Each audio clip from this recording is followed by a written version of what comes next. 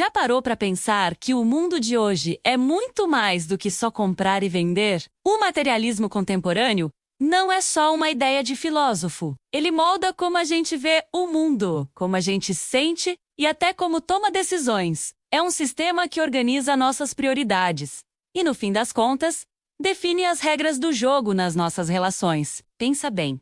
A gente vive cercado por plataformas digitais, algoritmos que sabem o que queremos antes mesmo de a gente saber, e uma rede global que traz produtos do outro lado do mundo até a nossa porta. A matéria, o físico, tá em tudo. É o celular na nossa mão e a infraestrutura invisível que faz ele funcionar. E nesse cenário, bens, símbolos e métricas viram uma forma de medir nosso valor. Ser e ter acabam se misturando de um jeito perigoso. Um ponto central nisso tudo é como transformamos o tempo em dinheiro. Ou melhor, em produtividade. Nossas agendas são lotadas de metas, entregas e a busca sem fim por otimização. Aquele tempo pra gente, pra pensar na vida, pra não fazer nada, tá sumindo. Ele dá lugar a um tempo fatiado, medido em blocos de performance. E aí, as nossas relações com outras pessoas correm o risco de virar só um contrato, uma troca de favores. Para que isso não aconteça, a gente precisa resistir, trazendo de volta a conversa, o símbolo, o gesto gratuito. Senão, a convivência vira uma negociação constante e o cuidado, quando não some de vez, vira só mais uma ferramenta para conseguir algo. Na economia, essa lógica materialista se foca em eficiência e crescimento a qualquer custo. As empresas querem crescer, inovar, dominar o mercado. Isso gera riqueza, claro, mas também pode aumentar a desigualdade. As cadeias de produção, por mais geniais que sejam, muitas vezes jogam os custos sociais e ambientais nas costas de quem é mais vulnerável. A abundância em alguns lugares pode significar miséria em outros. Para corrigir isso, a gente precisa de uma ética que olha além do lucro imediato, que meça o impacto real das nossas ações nas pessoas e no planeta. No nosso dia a dia, o materialismo aparece como uma busca incessante por visibilidade. A nossa reputação parece depender do que a gente consegue mostrar.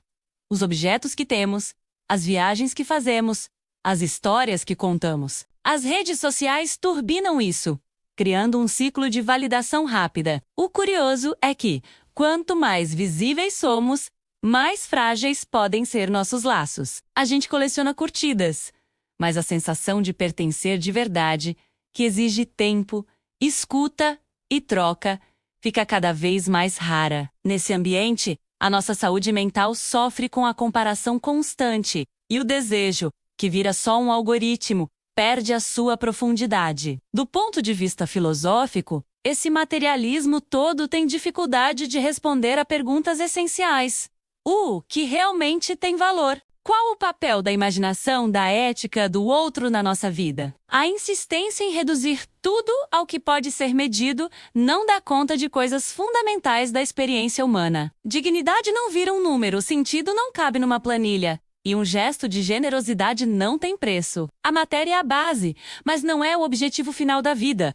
Nós somos mais complexos que isso. Para os governos, essa centralidade do material traz dilemas. Focar só em crescimento econômico pode fazer com que a gente ignore o sofrimento que não aparece nas estatísticas. Políticas de moradia, transporte, saúde, educação, se forem guiadas só pela velocidade e pelo custo, podem acabar aprofundar as injustiças. Uma boa governança precisa unir eficiência com justiça, inovação com igualdade e ouvir de verdade as comunidades que são afetadas. É aí que o material se reconcilia com o humano e a infraestrutura vira um caminho para a dignidade. E Ney, a pressão por formar gente com habilidades técnicas é real e importante. Mas não é tudo. Preparar alguém para o mundo complexo de hoje exige também desenvolver pensamento crítico, sensibilidade, consciência histórica e imaginação. Se a escola e a universidade viram só um treinamento para o mercado de trabalho, elas perdem sua função. Elas precisam ser lugares de debate sobre o sentido e o valor, formando cidadãos que usam a materialidade com responsabilidade e solidariedade. Uma educação completa ajuda a gente a não deixar que o ter se torne mais importante que o ser. A cultura é uma ferramenta poderosa para questionar essa lógica. A arte, a música, a literatura, o teatro, eles podem expandir nossa imaginação, mostrando outras formas de viver que não sejam só consumir. Eles nos dão a chance de experimentar sentidos que o cálculo não alcança, resgatando o valor do inútil, aquilo que não tem uma função imediata, mas que alimenta a alma. É assim que a cultura nos ajuda a quebrar a ideia de que valor é igual a preço, e nos lembra que decidir o que é bom é uma tarefa de todos nós.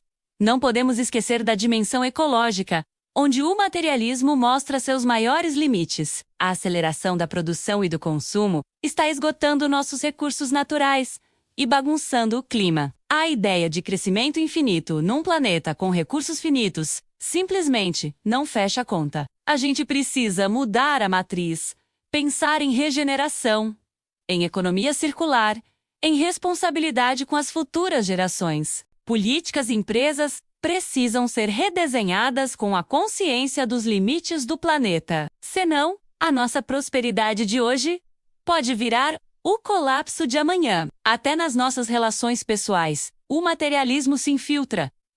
Afetos viram transações, presentes e experiências viram provas de amor. A gente corre o risco de medir o cuidado pela quantidade de coisas. Resistir a isso não é negar o mundo material, mas dar um novo significado a ele. O presente não vale pelo preço, mas pela intenção. A experiência não se mede por quantos likes ela ganha, mas pela intensidade com que foi vivida. O vínculo não depende de estar visível, mas de estar presente. Recuperar essas verdades é um ato de resistência cultural.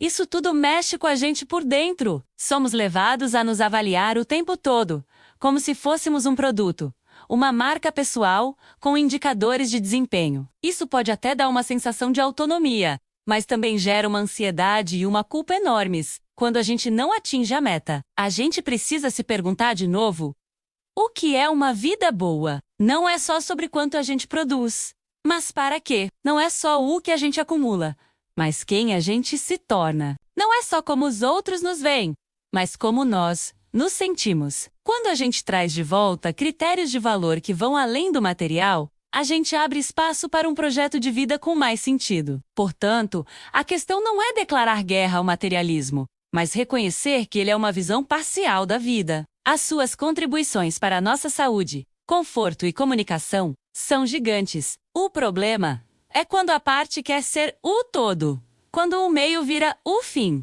O caminho é integrar e equilibrar. A técnica guiada pela ética, o cálculo a serviço do bem comum, o crescimento alinhado com a justiça e a sustentabilidade. E isso exige instituições fortes, uma cultura vibrante, educação de qualidade e o nosso engajamento. Nas empresas, isso significa repensar o que é sucesso. Além do lucro, é preciso medir a saúde das relações, o desenvolvimento das pessoas, o impacto no meio ambiente, um ambiente de trabalho que valoriza o tempo para pensar, que incentiva a cooperação e que premia o cuidado é mais inovador e responsável. Na comunidade significa criar espaços de encontro que não sejam de consumo. Praças, bibliotecas, centros culturais, iniciativas de bairro. Esses lugares fortalecem os laços sociais, que nos tornam mais fortes para enfrentar crises. A materialidade envolvida está a serviço do vínculo, e o cuidado vira um hábito. E no plano pessoal, exige um exercício diário de discernimento. A cada escolha, a gente pode se perguntar: o que eu estou cultivando em mim com isso? Como essa decisão afeta meu caráter e minhas relações? Qual o impacto ambiental do que eu faço? Fazer essas perguntas nos ajuda a ter uma relação mais responsável e com mais sentido com o mundo material. Dessa forma, a gente pode reorientar o materialismo, sem negá-lo. Reconhecer seus limites e valorizar suas contribuições abre caminho para um equilíbrio mais saudável, onde a matéria serve à dignidade humana. A civilização que souber integrar técnica e valor, consumo e cuidado, crescimento e sustentabilidade, terá encontrado a verdadeira abundância, que não é vazia, e um progresso, que se traduz em vida boa. É um pacto onde o que importa não é a posse, mas o serviço. não é a visibilidade, mas a presença. Não é o cálculo, mas o sentido.